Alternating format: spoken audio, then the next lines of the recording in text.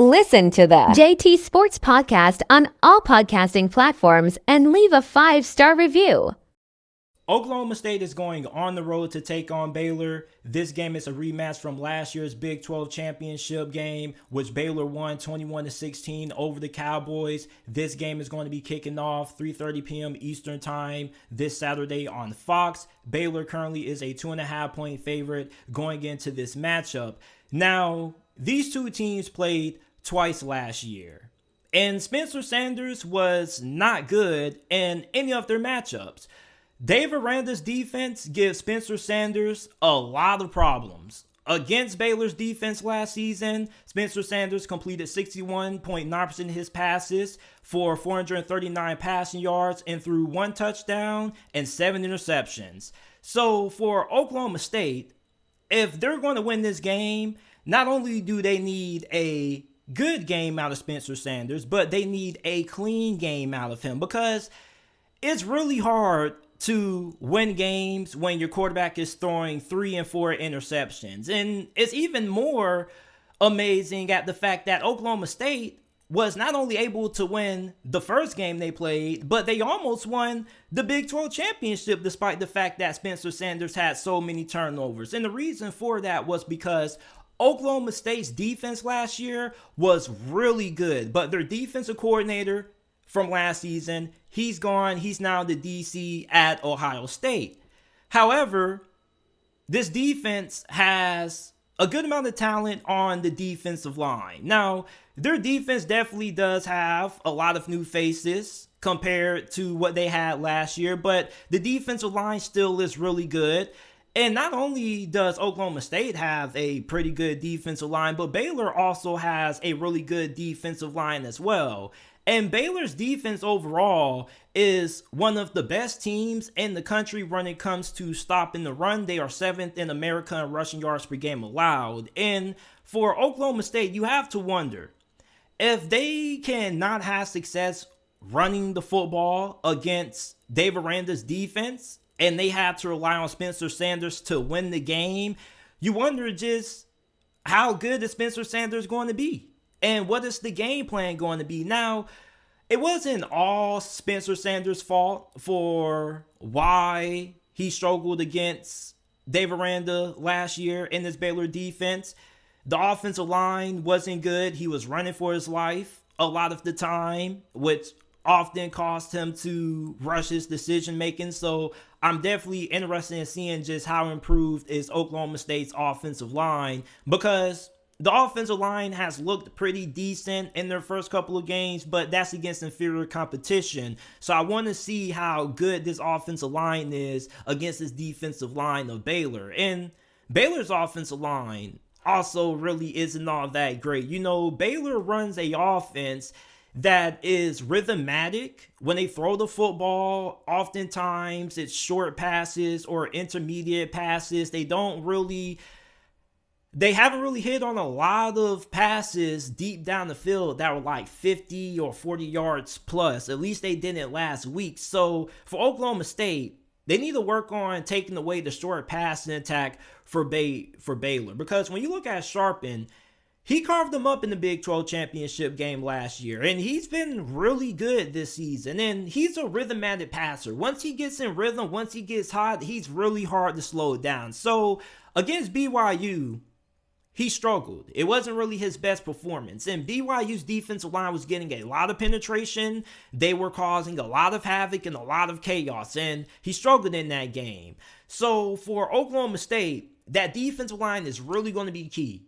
And there's a reason why Baylor gets the ball out so fast, because they know that that offensive line cannot hold in pass protection for all that long. And what they want to do is they want to get the ball out fast, and they want to run a rhythmatic, efficient offense. And oftentimes they're going to try to run the football. They want to be in third and short situations. So if you're Oklahoma State, you want to put them in third and long situations. You really want to make sure that you win on second down and that you can get behind the line of scrimmage. And on top of that, Baylor's offense is averaging 7.1 yards per pass, which is 76 in America. So I'm looking at the history of this game and what happened last season. last year, these two teams played in games that weren't all that high scoring. As a matter of fact, nobody scored more than 24 points. They were defensive matchups, they were physical games. And I think that this year, whoever wins this game is definitely going to have success in the red zone. When you go and you look at the box score of this game, the winner is going to have more efficiency in the red zone than whoever is on the losing end of this game. Okay, now Baylor currently has the 75th red zone offense, and Oklahoma State's red zone defense has not been good all that far. So for Oklahoma State, the fact that your red zone defense has been, this bad kind of worries you, or should worry you, because you weren't really playing nobody all that great. Now, Baylor's red zone defense is really good, but Oklahoma State is pretty good inside the red zone themselves, because you think about the athleticism of Spencer Sanders. So I think the most important thing to determining who wins this game is going to be which team can get out to a fast start, because in their last two matchups, the team who has had the lead at halftime has won the game. In the Big 12 championship, Baylor was up 21-3 at halftime. They won. And their Week 5 matchup in 2021, Oklahoma State was up 14-0 at halftime. They won the game. So whichever team can get out to a lead at halftime has a good chance of being able to pull off the win. Now, will Oklahoma State be able to have success on the ground? Because you definitely don't want to have the ball in Spencer Sanders' hands too much, because we don't know just how improved is his decision making.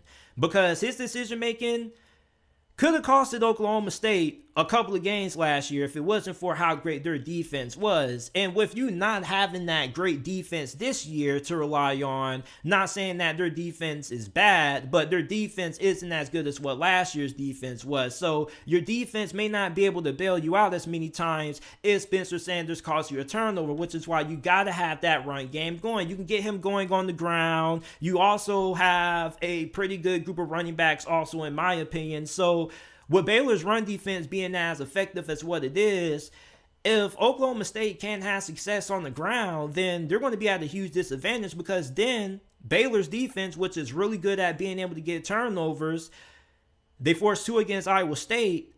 You definitely like their chances of being able to force turnovers and get takeaways on Oklahoma State's offense with Spencer Sanders back there at quarterback, unless he has improved when it comes to his decision making. And also the supporting cast around him, how better is it? Because the receivers last year for Oklahoma State weren't really all that great, and the offensive line, as I mentioned earlier, was a problem as well. So the team that I'm going to take to win this game, I'm going with Baylor. You see, their quarterback, Sharpen, he's smart with the football. He doesn't make mistakes. And a game like this, that's going to be a low-scoring affair, is going to come down to, first of all, who can take better care of the football. And I don't trust Spencer Sanders to do that. And the second thing is that I don't think that the offensive line of Oklahoma State is going to be able to have success run blocking against this front of Baylor. Now, even if Baylor's offense struggles, the fact that you can trust their quarterback to take care of the football is the reason why I'm going to take them to win this game. So I'm going to take Baylor to win. 17-10 is my final score prediction in this game.